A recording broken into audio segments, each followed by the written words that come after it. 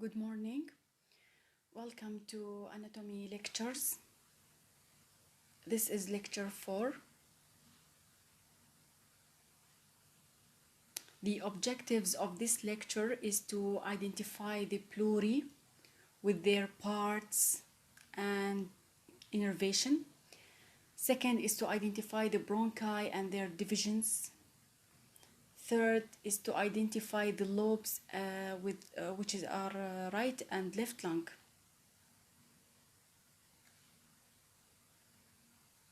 First, we start with the pleura. The pleura, it is serous sac. It is a closed serous sac. It consists of two layers. The inner layer is named as the visceral pleura. It is in direct contact with the lung tissue. It means that it is adherent to the lung tissue. It enters even into the lung fissures, and we will talk about lung fissures later in this lecture. So the visceral pleura is in direct contact to the tissue of the lung. The outer layer is the parietal pleura.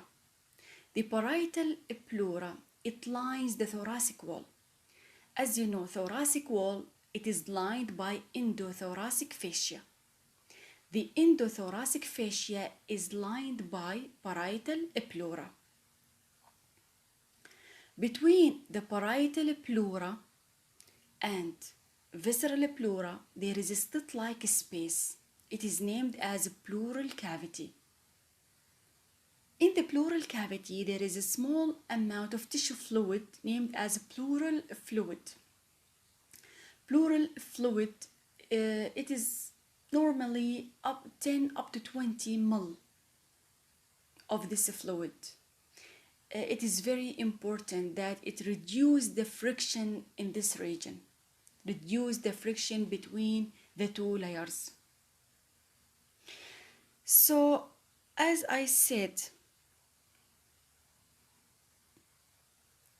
the parietal pleura, we will explain in this lecture. It will be divided into 4 parts according to the position of it. First is the costal pleura, second is diaphragmatic pleura, mediastinal pleura, and finally the cervical pleura.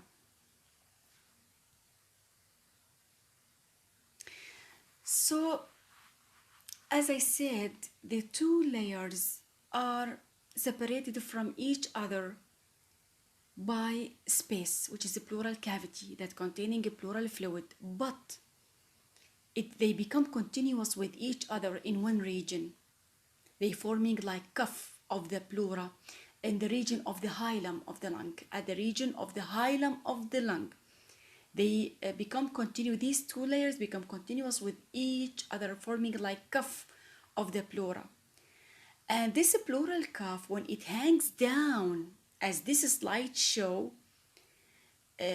forming like loose fold. This loose fold, it is named as pulmonary ligament. This is pulmonary ligament. So what is the benefit of the pulmonary ligament? It facilitates the movement of the pulmonary vessels and large bronchi during different phases of respiration. حتى لا تنطبق الستراكشرز هاي كلها structures مهمة pulmonary vessels bronchi of the lungs حتى لا تنطبق على بعضها بالinspiration والexpiration. فوجود pulmonary ligament, it will allow the movement, a little movement of the pulmonary vessels and the bronchi in the respiration, whether inspiration or expiration. So let's talk about the parts of the pleura. As I said, the pleura, I'm talking of course about the parietal pleura. Then the cervical visceral pleura, it is adherent to the lung tissue, but the parietal pleura lining the thoracic cavity, lining the endothoracic fascia of the thoracic wall or thoracic cavity. It is divided into 4 parts according to its position. First is the cervical pleura.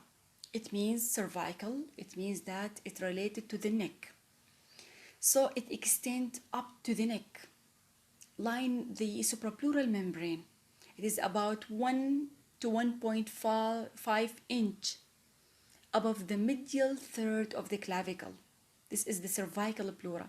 And clinically, this is very important because any injury in this region, maybe stabbing injury, it can lead to rupture of the pleura and damage to the underlying lung tissue. The second part is the costal pleura. من اسمها costal يعني ribs.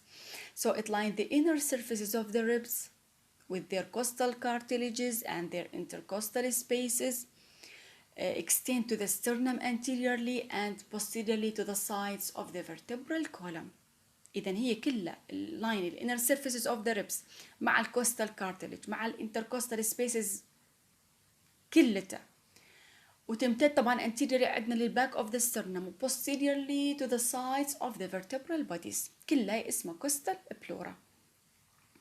The third part is the diaphragmatic pleura. من اسمها diaphragmatic pleura that it covers the diaphragm. وعندنا final part, the fourth part is the mediastinal pleura that it forms the lateral boundary of the mediastinum. The mediastinal pleura عندنا الميديستاينم قلنا هو median partition. Laterally boundaries they are formed by the mediastinal pleura. What about the innervation? The innervation of the visceral pleura is different from that of the parietal pleura. And how is that? The visceral pleura is supplied by autonomic innervation, autonomic nerve fibers, sympathetic and parasympathetic innervation from the pulmonary plexus. But the parietal pleura is sensitive to pain, temperature, touch, and pressure. So the costal part supplied by intercostal nerves, the phrenic part, the mediastinal part and diaphragmatic part supplied by phrenic nerve. The peripheral part of the diaphragmatic pleura is supplied by lower 6 intercostal nerves. So the innervation of the visceral فقط autonomic fibers. But the parietal pleura sensitive pain, temperature كل هاي الأمور. فالcostal part supplied by intercostal nerve. الميديستاينال والdiaphragmatic أخذناها in the previous lectures supplied by phrenic nerve. The peripheral part of the diaphragmatic supplied by lower 6 intercostal nerves. And this is all we have for pleura. The bronchi. The trachea, if you remember in the last lecture, we said that the trachea, it will end below at the level of carina, at the level of the sternal angle. If you remember, behind the arch of aorta. It will end by division into right and left principal bronchus. Right and left principal bronchi, two. Right and left one. The right and left main bronchi, they will divided more and they give origin to further divisions of more bronchi. Then these more bronchi will be divided into give origin to several million terminal bronchioles. Terminal bronchioles. These terminal bronchioles, they will give origin to respiratory bronchiole. Each respiratory bronchiole, it will divide to give alveolar ducts, which will end into alveolar sacs. Alveolar sacs are the sites of air-blood exchange. The site of the gaseous exchange, it will occur in the region of the alveolar sacs. إذن تبدأ بالبرونكس bronchial tree تبدأ من البرونكاي right to left main bronchus والبرونكاي more divided into more bronchi. This is a primary, بعدين it will become secondary, tertiary, وهاي tertiary بعدين تقسم تعطي terminal bronchioles والterminal bronchiole يعطي respiratory bronchiole respiratory bronchioles it will divide to give alveolar ducts والalveolar ducts it will end into alveolar sacs which are the size of the gaseous exchange. So the right principle of bronchus is different from the left one. And how is that?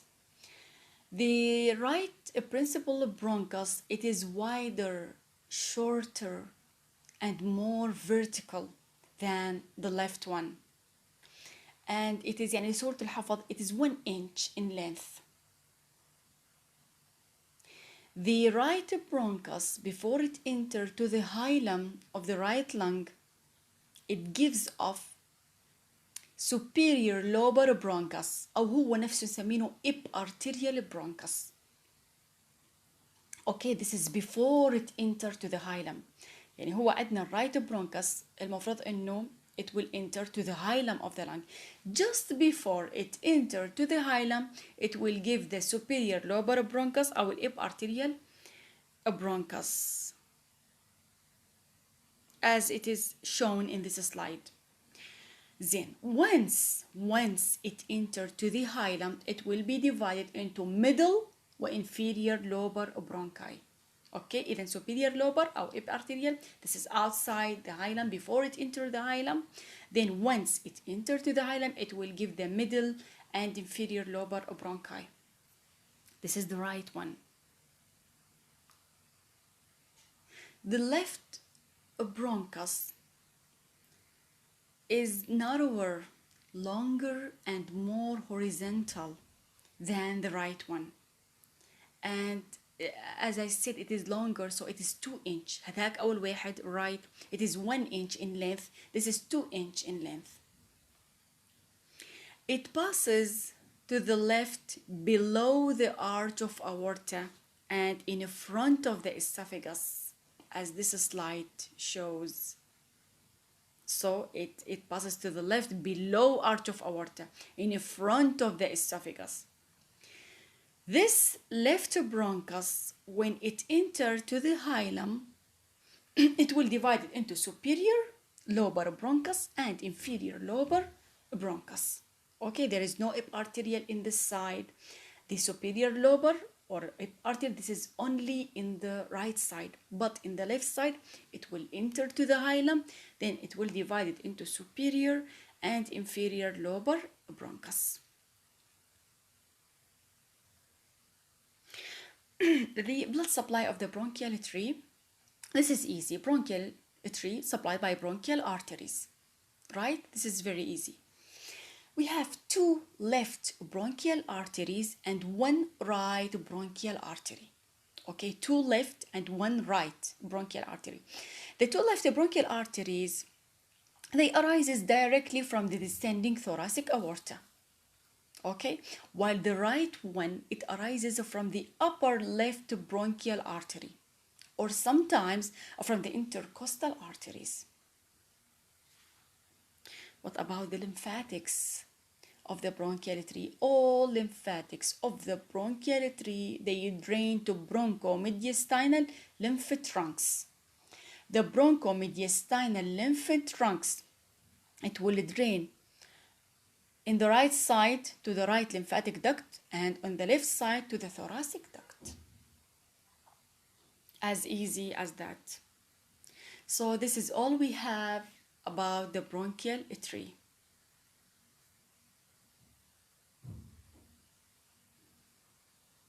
The lungs. The lungs, normally they are soft, spongy, and very elastic. This is during life. This is normal during life, not in the cadaver, sure.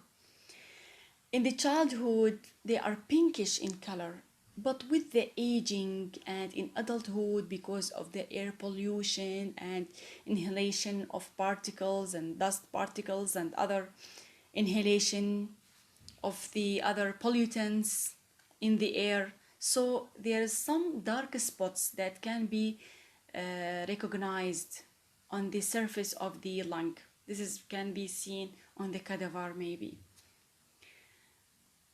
The lung, as you see here, it is conical in shape. It has apex base, costal surface, and mediastinal surface. Right? So it has, the apex is a blunt apex. It projects upward into the neck. Right? It is apex. It means apex.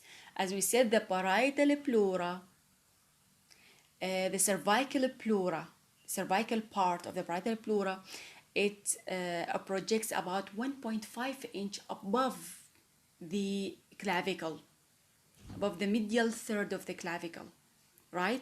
The lung tissue, here the apex, here the lung. The apex of the lung, it extends about 1 inch above the clavicle. وفوقاتها هذا النص inch هو مال parietal pleura أو cervical pleura. Okay? The base of the lung, sure, it is concave. It sits on the diaphragm, فتكون concave, مقعرة أكثر. الcostal surface is convex. يكون convex, correspond to the concavity of the chest wall. يكون convex.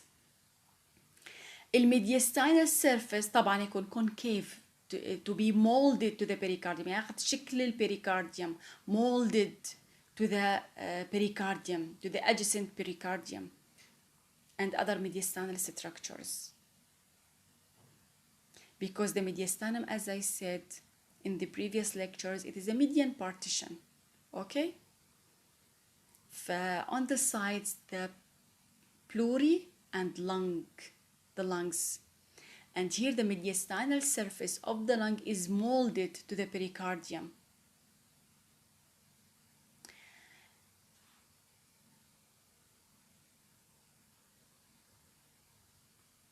See, it has a blunt apex, concave base, costal surface, and mediastinal surface molded to the pericardium and other mediastinal structures.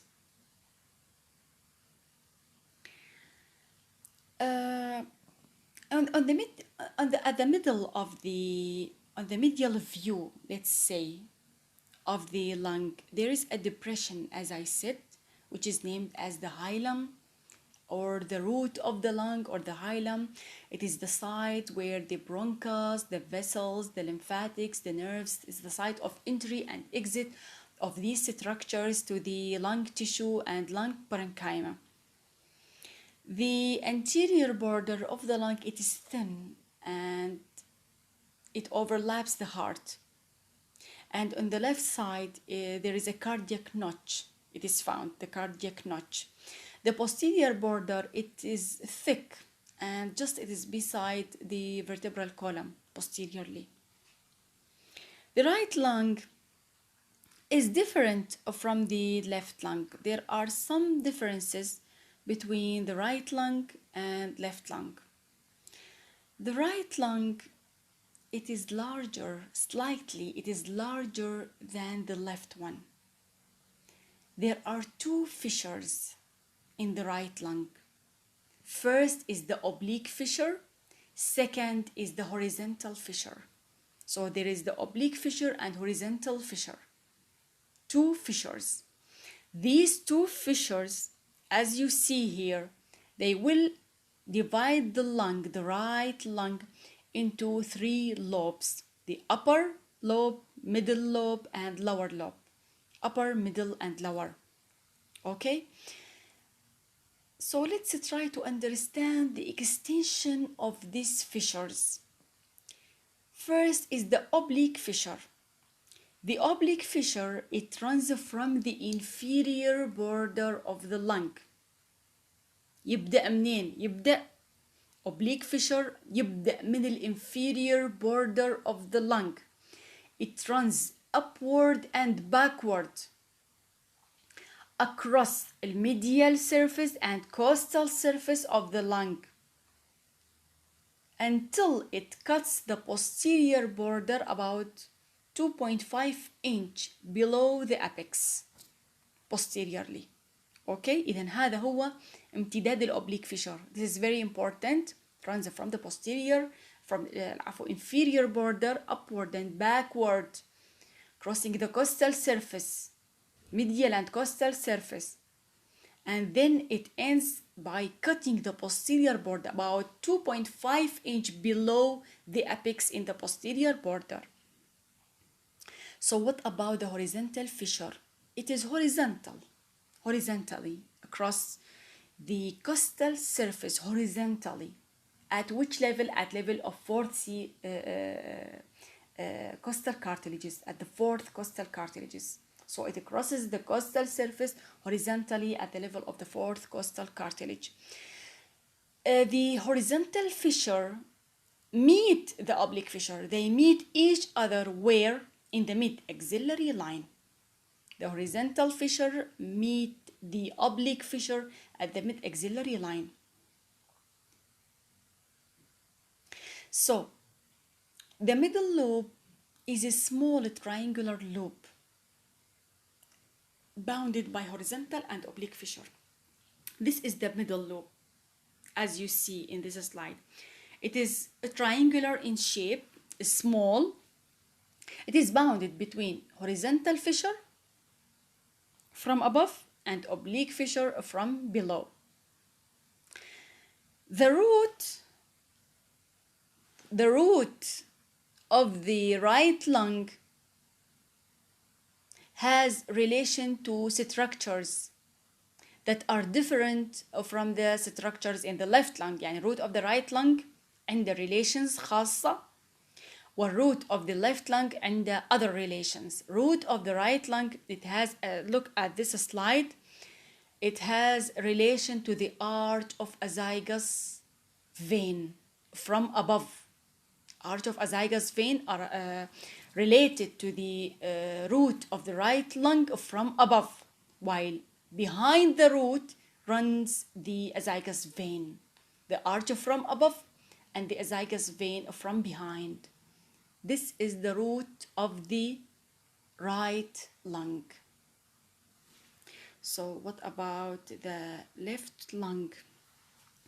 The left lung here, there is no horizontal fissure. No horizontal fissure in the left lung. Only one oblique fissure. ولهذا, that's why it will be divided only into two lobes, upper and lower lobes. There is no middle lobe here. And what about the relation of the root of the left lung? The root of the left lung, as you see, it is left lung. So from above, it related to the arch of aorta. And from behind, it related to the descending thoracic aorta. So the descending thoracic aorta, it descends downward behind the root of the left lung, while the arch of aorta, it crosses above the root of the left lung.